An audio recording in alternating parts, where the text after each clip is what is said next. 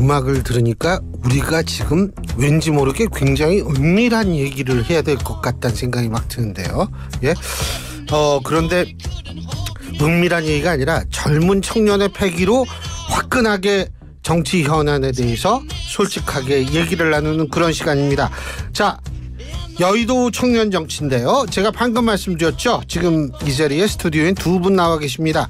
한 분씩 소개해드리겠습니다. 먼저 이승환 전 대통령실 행정관 나와 계십니다. 어서 오십시오. 네, 안녕하세요. 이승환입니다. 예, 그리고 더불어민주당 박성민 전 최고위원입니다. 어서 오십시오. 네, 안녕하세요. 박성민입니다. 예. 어떻게 점심도 드셨죠? 예. 네, 저녁 먹을 준비해야죠. 아, 예. 그렇지. 시간이 그렇구나, 참. 예. 소화가 다 되었습니다. 저녁에 일찍 먹나 봐요? 예? 몇 시에 먹어요, 보통? 일찍부터 늦게까지 먹습니다. 약속 있는 날은. 아, 그렇죠. 하루에 몇 끼도 먹는 분들이 네. 많아요, 정치권 인사들은. 예. 근데 어제 밥 먹은 얘기부터 좀 많이 해요. 어제 윤 대통령하고 국민의힘 지도부하고 저녁을 먹었는데, 자, 어제 진짜 성과가 제가 생각할 때 솔직히 전무하다고 전 보거든요. 어떻게 보십니까, 이승환 행정관께서는? 저는 어제 그 만찬의 어떤 경위와 이제 과정과 결과를 지켜보면서 올 초에 있던 일인데 2023년 아시안컵이 있었습니다. 축구가 있었습니다. 이때 우리나라가 굉장히 유력한 우승 후보였어요. 그런데 4강전에서 요르단과 붙었을 때 무슨 일이 벌어졌냐면 우리의 가장 핵심 전력이었던 손흥민 선수하고 이강인 선수하고 싸움이 있었습니다. 그래서 손흥민 선수가 맞아요. 손가락 다치고, 네, 맞아요. 그래서 결국 손가락 오래가 돼요. 네. 다친 거. 그래서 결국은 그 4강전도 지고 결승도 못 가고 유력한 우승 후보였던 우리나라가 좌절하고 말았죠. 그래서 어제 만찬을 보면서 솔직하게 냉정하게 딱 그때의 기분이 들었습니다. 정말로 중요한 경기, 큰 전투를 앞두고 가장 주력이 돼야 될 이 두 주체가 좀 이렇게 그 화합되는 모습을 보여주지 못한 것이 아닌가. 이걸 보면서 우리 국민들도 그때 당시 손흥민, 이강인 선수의 그 불협화음이 우리의 전력에 어떤 영향을 미쳤는지 한번 다시 생각해 보시지 않았나? 그런 생각이 좀 아쉬운 생각이 들었습니다. 야, 축구 얘기하니까 갑자기 그 생각 나요. 더불어민주당의 강유정 의원 말이에요. 네네. 야, 어제 진짜 아주 속 시원하게 진짜 말 잘하대요. 예? 어제 떴어요. 제가 볼 때는. 진짜 제가 어제 그거 보면서 제 속이 다 후련해지더라고. 훌륭하신 분이죠. 예. 네. 아니 근데 어떻게 보세요? 축구 얘기 괜히 꺼내가지고. 어떻게 보세요? 뭐 한동훈 대표의 대구력 아니었나 싶은데 보니까 한동훈 대표에게 어떤 일말의 발언 기회조차 주지 않으려는 대통령실의 노력이 저는 좀 가상했다 이렇게 보여지더라고요.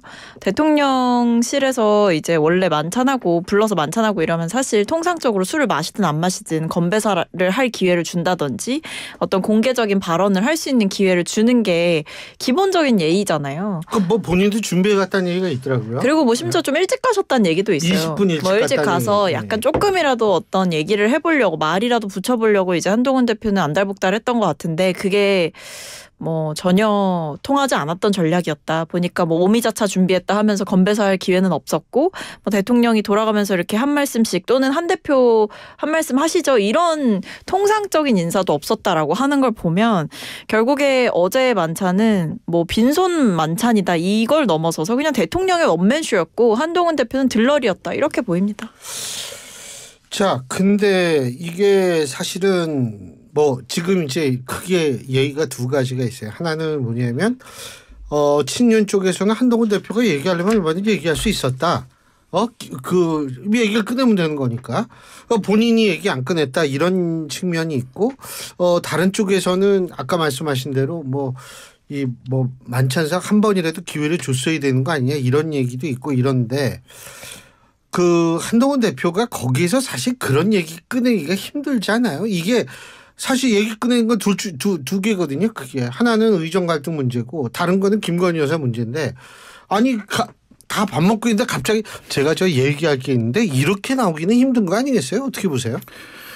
일단 어제 장소가 대통령실에서 만찬할 수 있는 장소가 몇 군데가 있는데요. 그 외부에서 대량으로 할 때는 대통령실 앞에 바로 있는 건물 안으로 들어가지 않는 파인그라스가 있고, 그리고 이제 약간 좀 이제 중요한 데로 할 거면 대통령실 안으로 들어가는데 둘의 출입 절차 자체도 다릅니다. 그런데 어제 했던 곳은 그 파인그라스가 대통령실 바로 앞에 있는 건물이라면 거기서 또 좀 더 떨어져 있는 분수공원에서 한 거거든요. 거기에서 27명 무려 27명이 하면서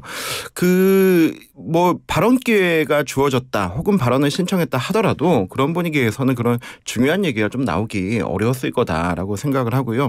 이게 사실은 이제 독대를 하냐 마냐가 지금 관전 포인트가 됐는데, 원래는 8월 30일로 예정됐었던 밥을 먹냐 안 먹냐, 만찬을 하냐 안 하냐 이 문제였거든요. 근데 여기에서 그때가 취소가 연기가 되면서 추석 이후로 하겠다라고 됐다가 과연 추석 이후는 하긴 할 거냐 하다가 또 전격적으로 체코 가시기 직전에 추석 이후 24일로 날짜가 바뀌어서 이제 하는구나, 뭐가 풀리겠구나 해서 그 한 스텝만 갔어야 되는데, 근데 여기에서 갑자기 이제 독대 요청 기사가 나가기 시작하면서 이게 스텝이 빨라지기 시작을 해가지고 이런 부분에 좀 아쉽지만 좀 미스가 있지 않았나. 근데 제가 한 가지 물어볼게요. 아니, 독대 요청한 거 기사가 나온, 독대가 국가기밀이 아니잖아요. 그럼요. 그거 나온다는 게 이게 큰 문제인가요? 그러니까 요청 당연히 할 수도 있는 거고, 먼저 거꾸로 용산에서도 독대 먼저 하시죠라고 얘기도 할 수 있는 건데, 이게 기사가 나가게 되면서 뭔가 이게 요청해서 좀 강압처럼 느껴지는, 내가 이렇게까지 애를 쓰고 있는데 하는 그런 뉘앙스가 좀 있지 않았나. 그래서 오히려 기사만 안 나갔어도 이게 어디서 나간 건지는 아직 진짜 모르겠지만은. 아니, 친한 쪽에서는 전부 아니라고 그런데요. 네. 용산에서 나갔다는 얘기도 있죠. 용산도 아니라고 하니까. 그럼 저도 얘기 안 했는데 이러면서 누가 얘기했지? 이승만 행정관께서 얘기한 거 아니에요? 아니, 어디 한편에서는 이런 얘기가 있더라고요. 그냥 뭐 이렇게 그 박대출 의원의 자녀 결혼식이 있었는데 거기에서 한동훈 대표, 추경호 원내대표하고 그 홍철호 수석하고 이렇게 그냥 이 예식장 밖에서 얘기 나누던 걸 누가 들었다, 뭐 이런 얘기도 있던데, 저는 뭐 그러면 그렇게까지 그냥 이분들이 보안에 신경 안 쓸 분들은 아닌 것 같고요. 분명 누군가 흘리긴 했을 건데, 저는 그 정말로 대통령과 당대표의 대화를 이어가기 위한 그 진위에 있어서 오히려 그 격가지적인 것들이 오히려 이것을 조금 더 어렵게 만들지 않았나라고 생각합니다. 정치적 투명성을 볼 때에는 저는 오히려 그게 보도되는 게 맞는다고 봅니다. 근데 이제 그게 뭐 둘의 사이가 좋을 때는 상관이 없는데, 이게 그동안 대통령실이 한동훈 대표를 바라보는 시각은 이미 불신으로 그냥 가득 차 있어요. 그리고 그냥 냉정하게 말하면 뭐 정치적으로 뭐 복잡하게 해석하고 이럴 필요 없이 제가 봤을 땐 그냥 싫어하는 것 같아요. 이제는 그냥 이제 두 분이, 특히 윤석열 대통령이 한동훈 대표를 그냥 완전히 좀 싫어하는 것 같다라는 생각이 들어요. 우리 대표가 좋아하는 고기를 준비했다고 그러는데. 근데 고기는 준비했지만 말할 기회는 주지 않잖아요. 그냥 입 닫고 고기를 먹어라 이런 느낌이었단 말이죠. 제 느낌에는. 근데 사실 한동훈 대표가 원하는 게 뭔지를 안다면 그렇게 안 했겠죠. 한동훈 대표가 일찍 온 것도 알고 있었다면, 또는 독대 요청을 한 것도 알았다면 일정을 잡아줬겠죠. 근데 지금 뭐 독대 요청을 한동훈 대표가 또다시 했다라고는 하지만 제가 봤을 때 당분간은 아마 독대는 불가능하지 않을까 싶고, 그러니까 지금 대통령은 그냥 한동훈 대표를 자신의 반역자로 생각하고 있는 것 같아요. 쟤는 나를 밟고 자기 정치를 하려고 하는 사람이다라고 보고 있고, 대통령실 전체가 그런 시각으로 한동훈 대표, 그러니까 여당 대표를 그렇게 바라보고 있기 때문에 지금 정부와 여당 안에서도 어떤 이렇다 할 합의나 협의 이런 것들이 사실 이루어지지 않는 거죠. 사실 그 독대 요청이 나간 게 좀 이상하다라고 정치권에서 많이들 얘기를 했는데, 사실 일단 요청을 한 게 기사가 되는 게 좀 신기했다라는 거죠. 왜냐하면 보통 그런 기사는 만나고 와서 나거든요. 그러니까 둘이 따로 만났다더라, 독대를 했다더라, 결과론적으로 기사가 나기 마련인데 요청한 것만으로 기사가 된다? 이게 좀 어색하다라는 얘기가 있었어요. 그러니까 이렇게 요청을 한 게 이렇게 따로 나갈 정도로 둘이 뭔가 서슴없이 소통할 수 있는 그런 사이가 아닌가? 그러니까 따로 독대 요청을 해야 될 정도로, 불필요하게 이런 절차가 있을 정도로 너무 멀어져 있나? 이런 해석들이 나왔었단 말이죠. 그러니까 보면 지금 여당 대표와 대통령의 관계가 뭐 사실 역대로 봤을 때 아주 이례적으로 감정의 골도 깊어져 있고 신뢰도 완전히 바닥인 상태가 아닌가 싶습니다. 옛날에는요 대통령하고 여당 대표하고 정례회동도 했었어요. 예? 사실 그런데 지금 우리 박성민 최고가 얘기한 거에 동의하세요? 독대 요청 또 했다는 건데 끝나자마자 나왔죠. 또 거절할 거라고 보시는 거죠? 저는 지금 한동훈 대표가 이렇게 바로 나오면서 요청을 한 부분 뭐 당연히 그럴 수도 있다고 보는데 그러면서 이거를 내가 언론에 알리겠다라고 얘기한 부분 굳이 그렇게까지 했어야 될 부분인가? 그래서 그냥 오늘 한동훈 대표가 나가면서 그냥 오늘은 우리 신임 지도부 격려해 주시는 자리로 마련해 주신 거 고맙게 생각하고 대통령님 언제든지 그냥 뭐 이렇게 대화 나눌 준비가 돼 있다만 얘기만 했어도 그러면 자연스럽게 대통령실에서 한동훈 대표를 초청해서 단독으로 다른 지도부 없이 두 분만 공식이든 비공식이든 어차피 얘기는 나가 돼 있으니까요. 그렇게 되는 게 훨씬 자연스러웠던 모습이 아니었나? 저는 뭐 누구 편을 들고 안 들고가 아니고 그냥 순리대로 돌아가는 상황으로 본다면 그게 더 자연스러운 게 아니었나? 그런 생각이 좀 듭니다. 뭐 앞으로도 상당히 좀 두 사람의 관계는 굉장히 좀 험난할 거라는 생각이 드는데 제가 안타깝게 생각하는 게 어제 조금 두 사람이 얘기를 할 수 있는 기회가 있었더라면 어제 또 다른 있었던 일에 대한 나름대로의 좀 어떻게 대응도 할 수 있었지 않았을까? 어제 무슨 일이 있었죠? 어제 바로 최재형 목사의 네. 수사심의위원회가 열려서 결국 기소 권고 뭐냐면 이 소위 말해서 청탁금지법 위반으로 기소를 권고하지 않았습니까? 이렇게 나올 줄 몰랐는지는 모르겠습니다만 좀 어떻게 대비도 좀 할 수 있었지 않았을까 이런 생각도 드는데 어떻게 보세요? 근데 지금 뭐 김건희 여사의 리스크는 거의 뭐 종합 선물 세트 수준이기 때문에 이거는 뭐 하나부터 열까지 대비를 할 수 있는 상황은 아닌 것 같고, 그러니까 이 여당 대표와 대통령이 만나서 사실은 해야 됐었던 얘기 중에 하나는 이 김건희 여사 리스크를 어떻게 정리할 거냐였던 것 같아요. 그러니까 쉽게 말하면 지금 김건희 여사는 행보를 다시 공개 활동을 시작을 했죠. 근데 문제는 어떤 국민들 앞에 제대로 된 김건희 여사의 공식적인 사과가 한마디도 없었다라는 게 지금 엄청난 문제이지 않습니까? 그리고 더 나아가서는 지금 뭐 이 부속실 만든다 했지만 뭐 이 부속실이든 뭐든 뭔가 대통령실 차원에서 반성하고 사과하고 제도적으로 보완하겠다라고 할 만한 이렇다한 조치가 지금 사실은 없다라고 보여지거든요. 그러니까 이런 상태에서 활동 재개를 하고 있는 영부인을 보면서 국민들은 이제 속에서 열불이 나는 건데 이 부분에 대해서 추석 민심을 보면서 확인했을 거 아닙니까? 여당도 확인을 했을 거고. 근데 여기에 대해서 한동훈 대표가 얘기를 하려고 사실은 간 거예요. 제가 봤을 때. 작심 발언을 하고 싶었던 건데 그 얘기를 안 듣겠다라고 일단 대통령실에서 원천 차단을 해버리니까 김건희 여사 문제는 계속 가는 거죠. 이대로. 제가 봤을 땐 그래요. 대통령실이 이 부분에 대해서 귀를 열고 마음의 문을 열지 않으면 이 리스크는 장기화되는 겁니다. 이거 계속 이렇게 갖고 가실 건지 지금 보면 거의 뭐 하루에 한 개씩 터지고 있는 것 같아요. 뭐 총선 때 김건희 여사가 개입한 거 아니냐, 공천 과정에 관여한 거 아니냐 이런 의혹들부터 시작해가지고 주가 조작 관련해서도 여러 가지 얘기가 나오고 있죠.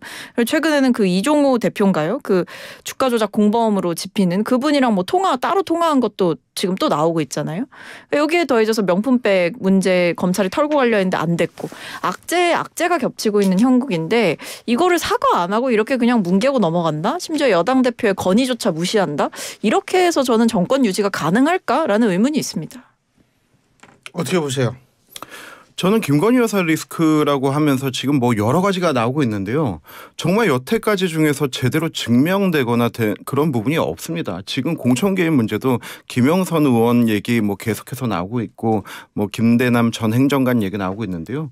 김건희 여사가 개입됐다라고 될 만한 그 어떤 것도 없습니다. 저는 내부에서 뭐 김대남 행정관도 같이 일했었고 거기 얘기 나왔던 뭐 이현모 비서관도 같이 일했었고 하는데 저는 만약에 진짜 김건희 여사 가 뭔가의 권력의 정점에 서가지고 내 사람들을 공천 주겠다라고 했으면 김영선 의원을 왜 줬겠습니까? 오히려 이번에도 만약에 줬다면 김건희 여사 사건을 지금 다 담당하고 있고 대통령실에 있었던 최지우 행정관 변호사나 이런 사람들을 줬을 거고 그리고 이현모 비서관을 주려고 했다면 정말 본인이 맨 처음에 공천 신청을 했고 본인의 연고지였던 강남을을 줬겠죠. 그런데 지금 이렇게 그냥 모든 확인되지 않고 이런 부분들에 대해서 이거 다 그냥 여사발이다라고 나오는 부분들에 대해서는 저는 이게 정쟁을 위한 마녀 사냥이다라고 생각하고. 근데 그 이미지가 그렇게 바뀌었기 맞아요. 때문에 그게 문제라는 생각이 네. 드는데 아니 그 수심이 얘기는 어떻게 생각하세요? 수심위 같은 경우는 원래 이 같은 사건에 대해서 두 가지의 수심위가 열리지 않았습니까? 첫 번째 김건희 여사에 대한 수심위는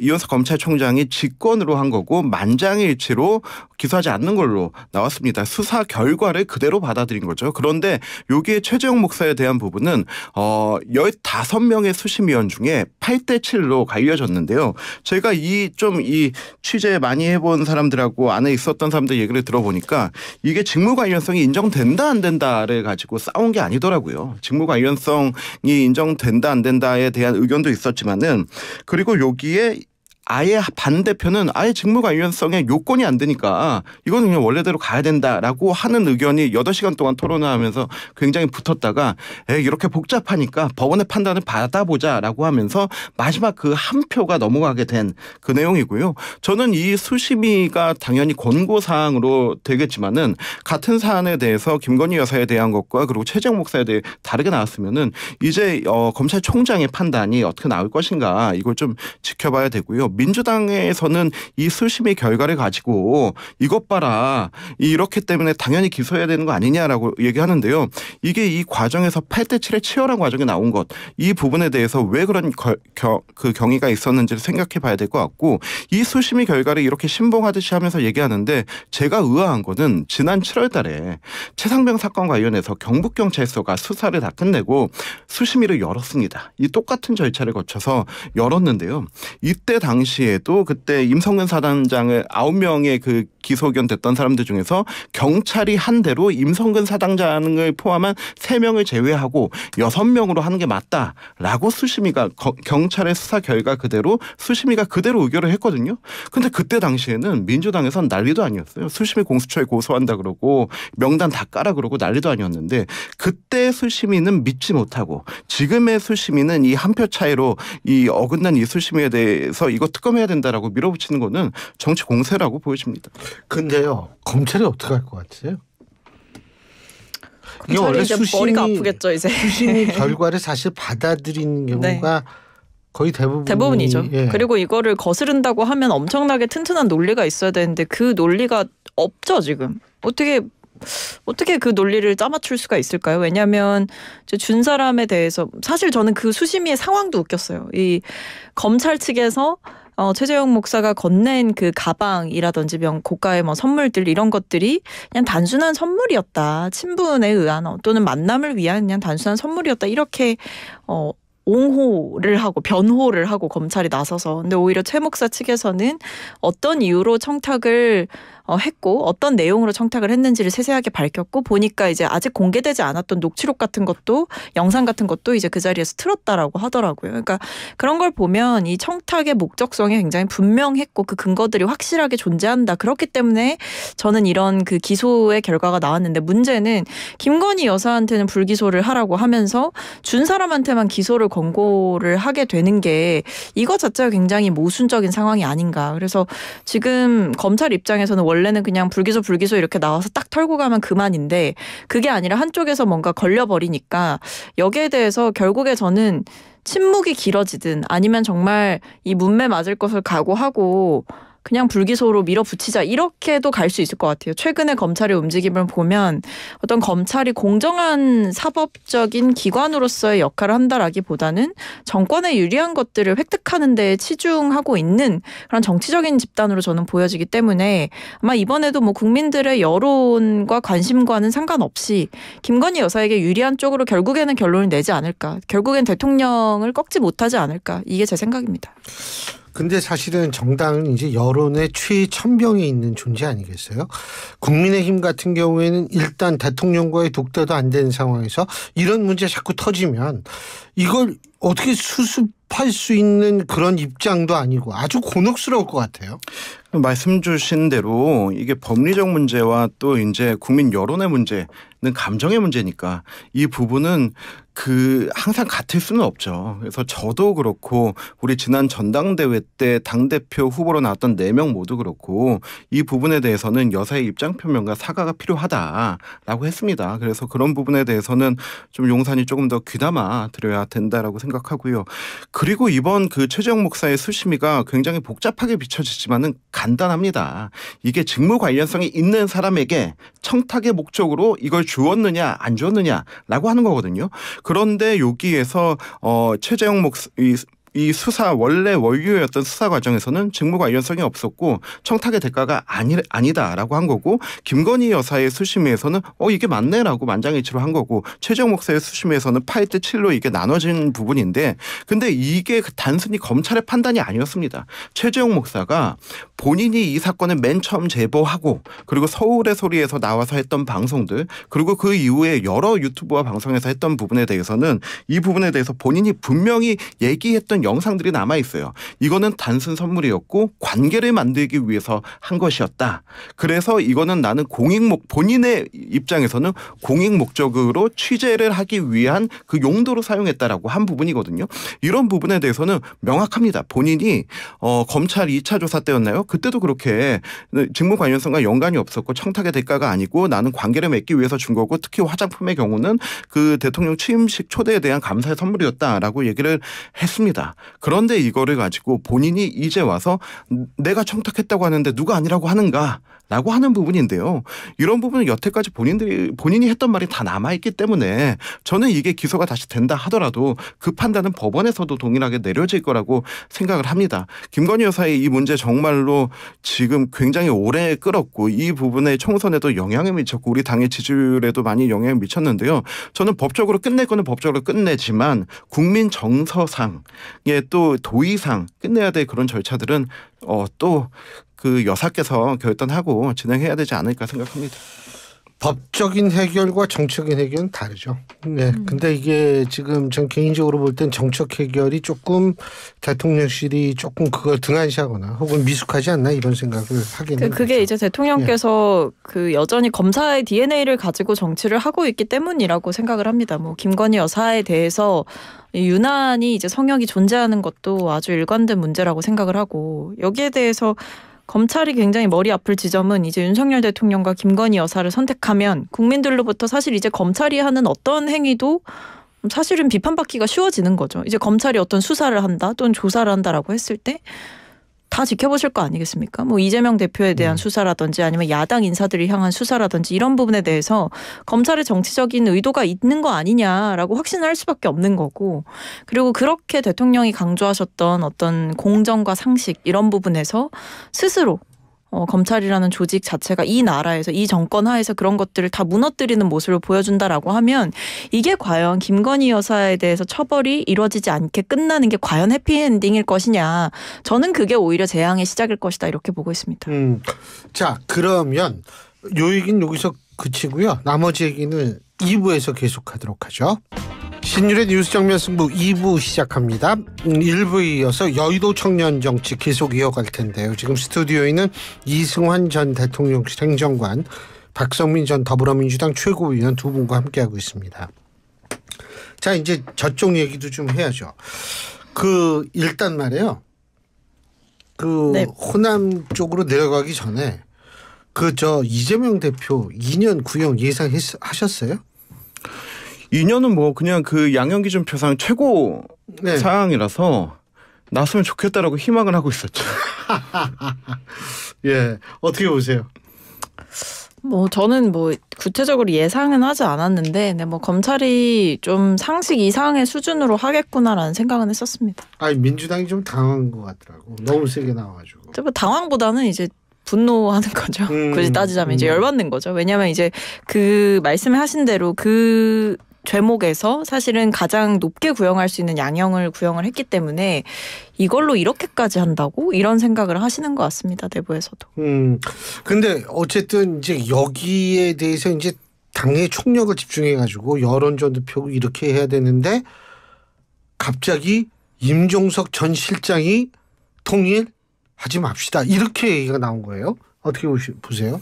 민주당 입장에서 볼 땐 그게 시기적으로 참 좀 그렇다라고 생각할 만한 요인이 될 것 같은데. 저는 처음에 그거 보고 가짜 뉴스인 줄 알았어요. 우리가 이제 통일을 준비할 때 뭐 위로부터의 통일이 있고 아래로부터의 통일이 있다라고 얘기하는데 위로부터의 통일은 이제 체제 변화를 통해서 가는 거고 아래로부터는 정말로 민중들의 어떤 개혁과 변화의 바람을 통해서 일어나는 건데 지금 북한의 경우 같은 경우는 위로부터의 어떤 변화는 도저히 일어날 수 없는 거고 다른 중동 국가나 다른 국가에서도 있었던 것처럼 좀 그 국민들로부터의 변화의 의식이 있어야 되는데 거기에 가장 중요한 게 우리도 이 체제가 바뀌면 통일이 될 수 있다. 통일이 되면 우리도 대한민국이 되고 우리도 잘 살 수 있다라고 하는 희망이 있어야지만 그 변화의 동력이 되는 거거든요.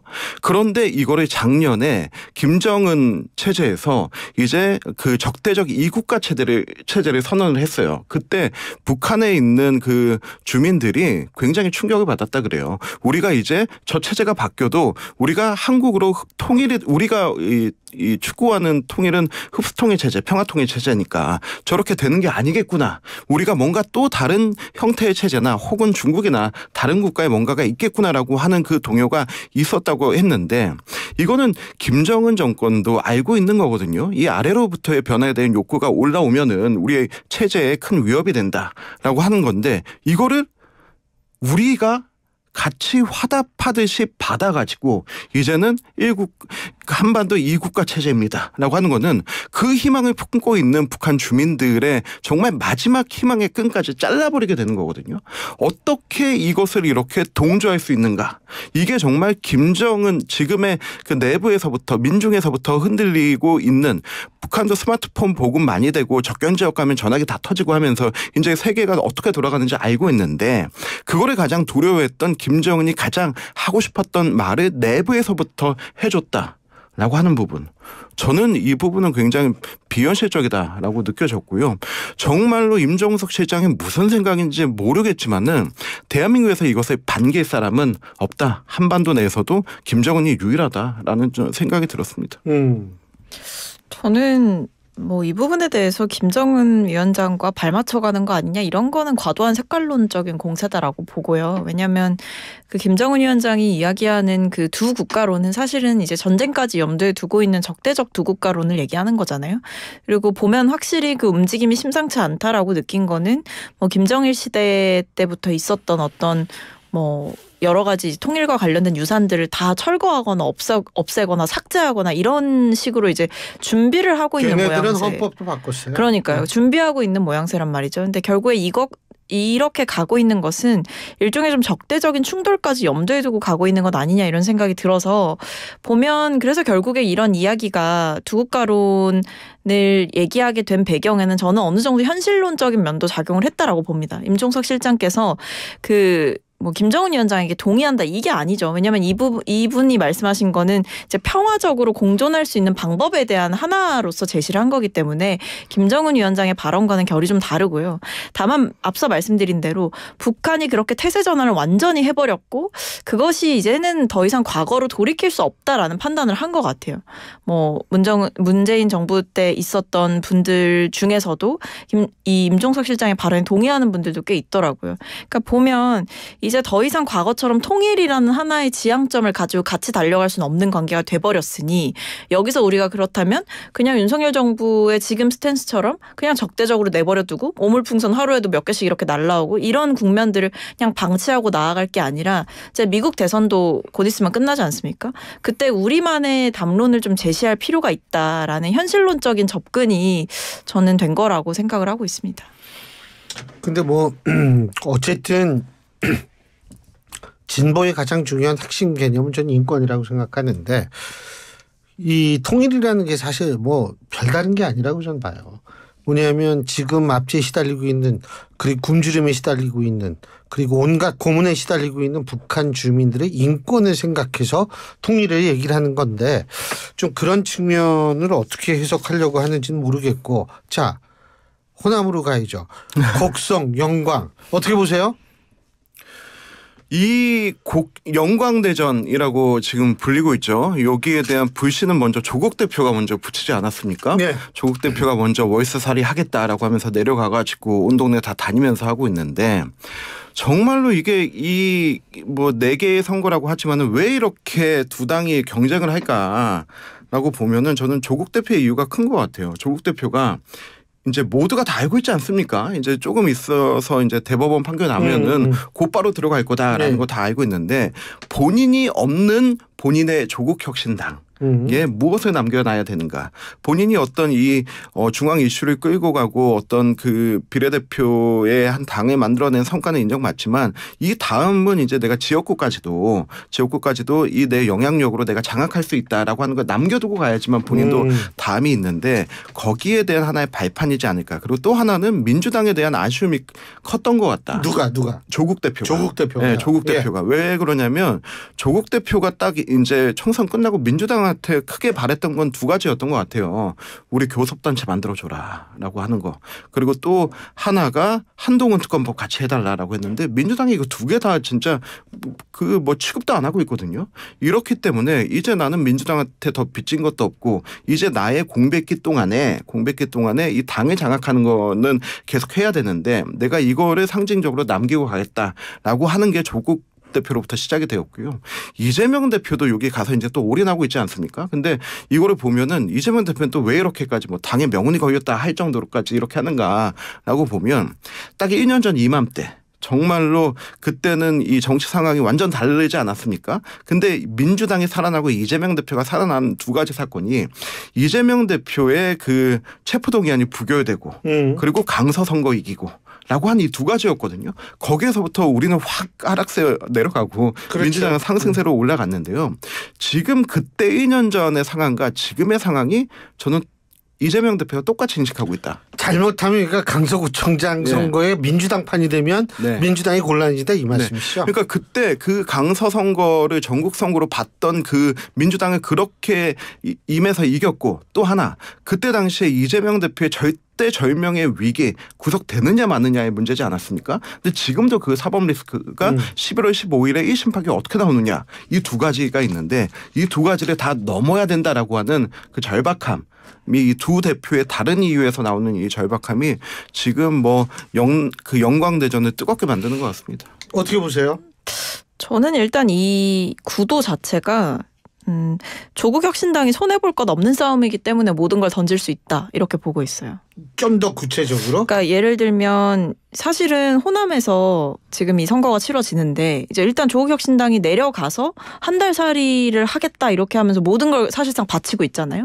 이렇게 하면 호남에서 일말의 조직이라도 저는 가져볼 수 있다라고 생각을 합니다. 그러니까 지역에 어떤 소문이 나고 민심이라고 하는 게 최종적으로는 뭐 민주당에 손을 들어준다라고 하더라도 우리가 선거운동하면 이렇게 지나가면서 선거운동 어떻게 하는지도 다 보고 이미지가 좀 쌓이잖아요. 재밌잖아요. 되게 열심히 하네 이런 생각이 들고 그러니까 지금은 내가 안 찍어줘도 나중에 뭔가 또 기회가 있을 수도 있겠다 이런 생각을 할 수가 있잖아요. 그러니까 어떤 미라를 뿌리는 심정으로 씨앗을 뿌리는 심정으로 저는 젖잘 쌓여도 손해볼 게 없다라고 생각을 하고 조국혁신당이 움직인다라고 보고 있습니다.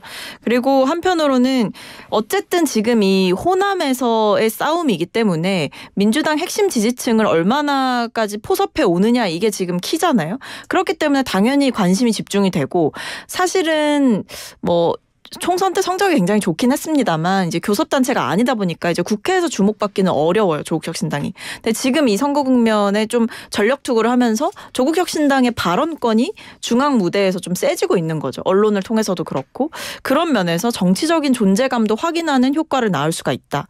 그다음에 앞서 말씀드렸듯이 호남에서의 조직표를 일부라도 좀 가지고 이것을 가지고 나중에 대선 때라도 어떤 방식으로든 본인들의 조직을 움직여 보겠다라는 생각이 있는 것 같고 그리고 아마 지금 이 민주당과의 그 대결을 사실은 하고 있잖아요. 자처하고 있잖아요. 그러니까 민주당을 향해서 굉장히 센 메시지도 내고 그동안은 비교적 우군이었다고 한다면 지금은 굉장히 좀 적대적으로 보일 만큼 강한 메시지를 내면서 어떻게 보면 호남에서 조금 민주당의 아쉬운 마음을 가지고 있었던 분들의 마음을 조금이라도 흔들어 보겠다. 그렇게 해서라도 민주당의 대체제가 될 수 있다라는 것을 확인시켜주고 싶은 것 같습니다. 자, 시나리오별로 제가 호남만 일단 국한해서 영광과 곡성 두 군데예요. 예? 네. 자, 첫 번째 시나리오 민주당이 두 개 다 가져간다. 두 번째 시나리오 하나만 갖고 가고 하나는 잃는다. 세 번째 시나리오 두 개 다 잃는다. 민주당 입장에서. 자, 시나리오별로 그것이 정치권에 어떤 파장을 미칠까요? 저는 거기다 플러스 이제 그 이재명 대표의 사법 리스크까지 같이 이제 11월 15일에 예상대로 나온다라고 전제했을 때 만약에 민주당이 둘 다 이긴다라고 했다면 이재명 대표의 어떤 그 전당대회를 통해서 확고해진 그 입지에 한 번 더 강화되면서 1심 판결이 어떻게 나오더라도 우리 이거 극복해보자라고 하는 부분이고요. 그리고 1대1로 나온다. 영광은 조국당이 이기고 그리고 뭐 곡성은 민주당이 이긴다라고 한다면 어떻게 보면은 또 그 진보 진영 지지자들 사이에서 둘 다 사법 리스크가 있는 건 마찬가지지만은 어떤 대안적 요소가 생기는 거 아닙니까? 조국이라는 대안적 요소가 생겨서 여기에서부터 좀 힘의 균열과 이런 부분이 이제 시작이 되고 만약에 조국혁신당이 둘 다 이긴다라고 한다면 지금 저는 이 조국 대표가 대법원 앞에 예전에 서초동 앞에 막 몇만 명 모이고 한 것처럼 그런 기세를 이어가지 않을까 그런 생각이 듭니다. 예, 어떻게 보세요? 시나리오별로. 일단 마지막 둘 다 잃는다. 누구 민주당이 둘 다 진다라고 예. 하면 사실은 치명상이죠.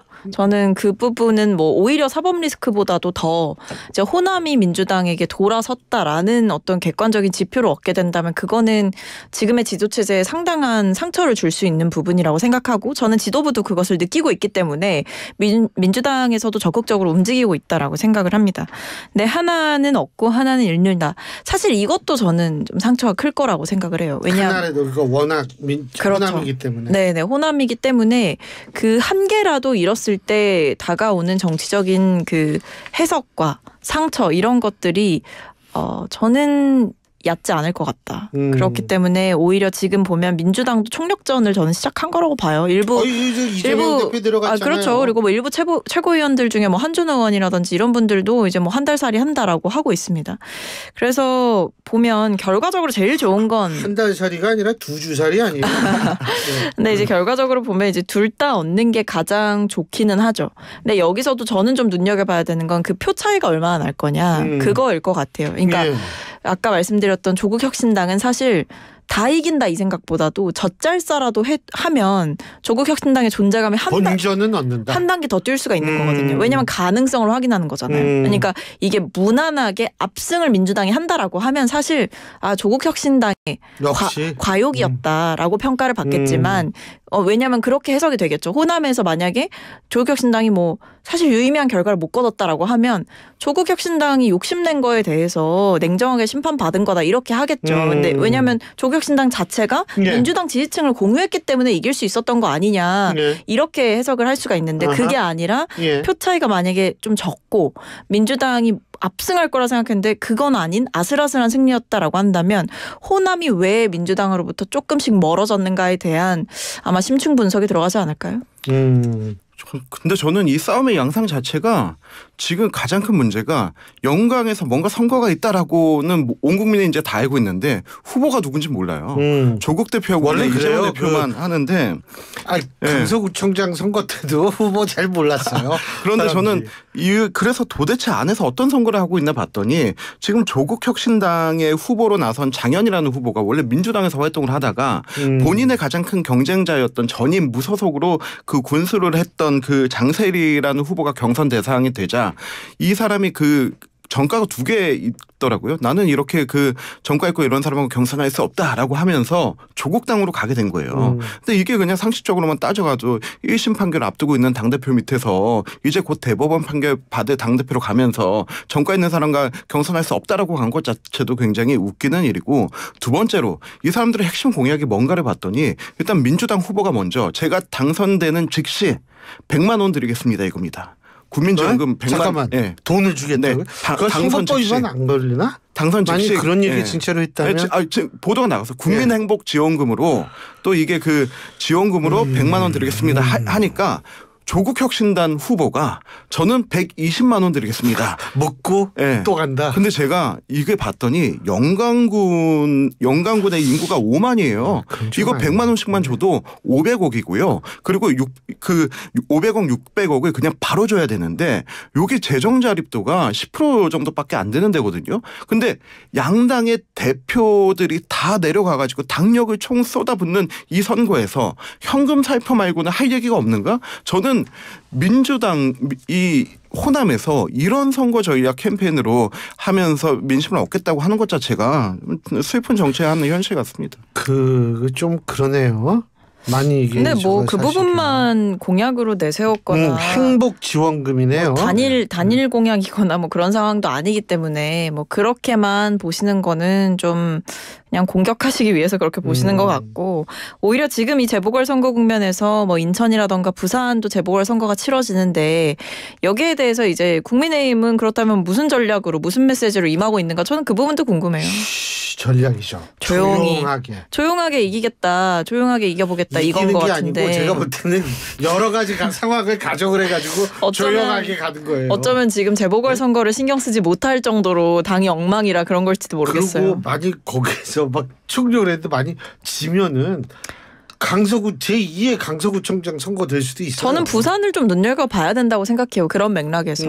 왜냐하면 사실 부산에서 이제 원래 총선 때도 좀 기세가 심상치 않다 이런 얘기가 있었지만 결과적으로는 좀 민주당이 아쉬운 결과가 나왔는데, 뭐 국민의힘 안에서는 그렇게 얘기를 하시는 모양이더라고요. 개헌저지선을 막아준 게 결국에는 그 부산 쪽 아니냐 이렇게 평가를 하시던데, 만약에 이 부산 금정에서 좀 이색적인 결과가 나온다, 민주당이 이기는 결과가 나온다라고 한다면 국민의힘 입장에서는 아마 충격이 크고 상처도 크겠죠. 지금 PK 쪽의 민심 그거 아무도 장담 못합니다. 제가 볼 때 PK 쪽은요, 이 원래 PK는 좀 굉장히 뭐 특정 정당 지지만 하는 지역은 아니기 때문에 그건 장담 못해요. 근데 이거는 정당 선거는 아니에요. 그런데 진보 대 보수의 대결 구도라는 건 확실하죠. 그래서 일각에서는 뭐냐 하면 이 선거 결과가 결국은 이 진보 대 보수 진영에 있어서의 대결 구도의 중간 평가일 수도 있다라는 얘기가 나오는 서울시 교육감 선거. 일단은 조전혁 후보로 보수 진영 단일화가 됐습니다. 좀 전에. 어떻게 보세요?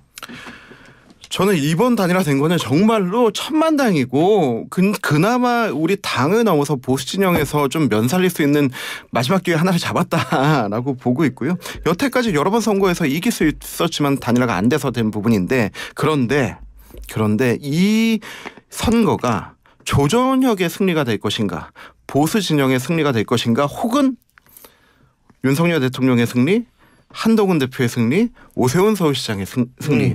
이 투표에 임한 사람들이 이 투표에 임한 사람들이 과연 누구에게 더 비중을 둘 것인가. 저는 이게 중요하다고 봐요. 왜냐하면 이게 서울시 교육감이니까 당연히 오세훈 서울시장 차기 대권 주자와 함께 협력해야 되는 것도 중요하고, 그리고 정당은 선거에 개입할 수 없지만은 보수 진영이란 전체의 이름에서 그러네요. 당대표인 한동훈 대표의 그 역할도 있는 거고, 그리고 이제 더 크게는 과연 이게 대통령과 연결된 선거로 볼 것이냐라고 하는 그 차이가 있어가지고요.